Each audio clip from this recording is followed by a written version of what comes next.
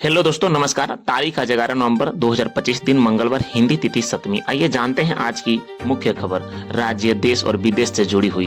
दिल्ली के लाल किले में कल रात को चलती कार में धमाका हुआ, जिससे 11 की मौत और 24 लोग घायल हो चुके हैं। दिल्ली के लाल किले में धमाका होने से दिल्ली समेत यूपी, बिहार तथा मुंबई को हाई अलर्ट किया गया।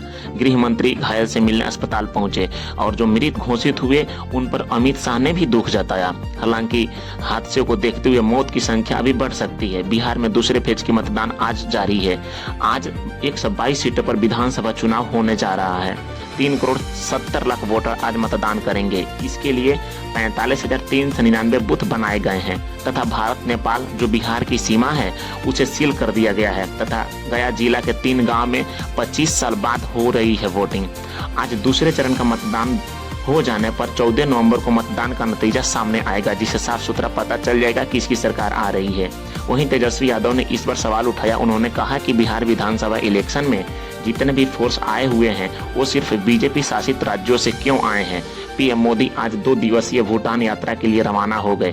भारत संग रिश्ते को मिलेगी नई उड़ान। यात्रा के दौरान पीएम मोदी ने भूटान के नरेश वांगचुक से मुलाकात करेंगे और दोनों मिलकर संयुक्त रूप से भूटान में 110 मेगावाट की जल विद्युत परियोजना का उद्घाटन करेंगे। दिल्ली के लाल किले में जो हमला हुआ था वो कार हरियाणा नंबर, जो हरियाणा के गुरुग्राम के रहने वाले नदीम खान के नाम पर वो गाड़ी रजिस्टर है। नदीम खान ने इसे 2 साल पहले सलमान से बेच दिया था। पुलिस ने सलमान को हिरासत में ले लिया है। सलमान से पूछताछ अभी जारी है। दिल्ली ब्लास्ट के बाद धीरेन्द्र कृष्ण शास्त्री की सुरक्षा और बढ़ा दी गई। धीरेन्द्र शास्त्री के पद यात्रा में छज्जा गिरने से कई लोग घायल हो चुके हैं। प्रधानमंत्री मोदी ने इस पर भी दुख जताया। आधार बनाने वाली एम आधार एप्लीकेशन ने किया एक नया एप्स लॉन्च और पुराना एप्लीकेशन बंद हो जाएंगे। नई एप्लीकेशन के जरिए आप घर बैठे अपना नाम, पता, डेट ऑफ बर्थ जैसी डिटेल बदल सकेंगे। इसके अलावा QR कोड से अपनी डिटेल भी सेंड कर सकेंगे। फिजिकल कार्ड की कोई आवश्यकता नहीं है। इससे ऐप में अपने फैमिली के 5 मेंबर का आधार कार्ड रख सकते हैं।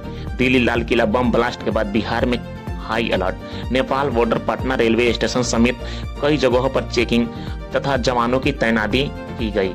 जवानों की तथा पुलिसों की छुट्टियां भी रद्द कर दी। दिल्ली में प्रदूषण के खिलाफ प्रदर्शन कर रहे इंडिया गेट पर कई कांग्रेसी नेता को हिरासत में ले लिया गया, जिससे राहुल गांधी ने कहा कि हवा साफ मांगने वालों से अपराधियों जैसा व्यवहार क्यों किया जा रहा है। वायु प्रदूषण करोड़ों भारतीयों को प्रभावित कर रहा है, हमारे बच्चे तथा हमारे देश को नुकसान पहुंचा रहा है। उन्होंने आगे कहा कि वोट चोरी कर सत्ता में आई सरकार को इससे कोई डर नहीं और चिंता नहीं।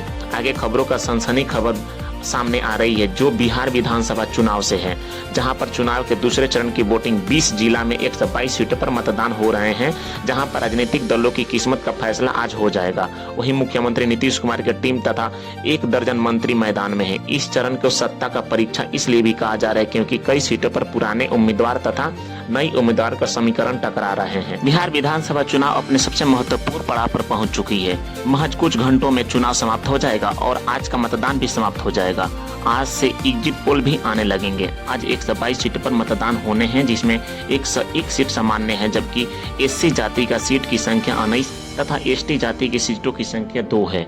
कुल उम्मीदवारों की बात करें तो 13 से 2 उम्मीदवार है, जिसमें महिला उम्मीदवार 136 है, जबकि पुरुष उम्मीदवारों की संख्या 1165 है। हर बूथ पर औसत मान मतदान की संख्या 815 है। वहीं राजनीतिक दलों की बड़ी रैली और घर घर जाकर वोट मांगी गई है। वोट मांगने में कोई कसर इन्होंने नहीं छोड़ी।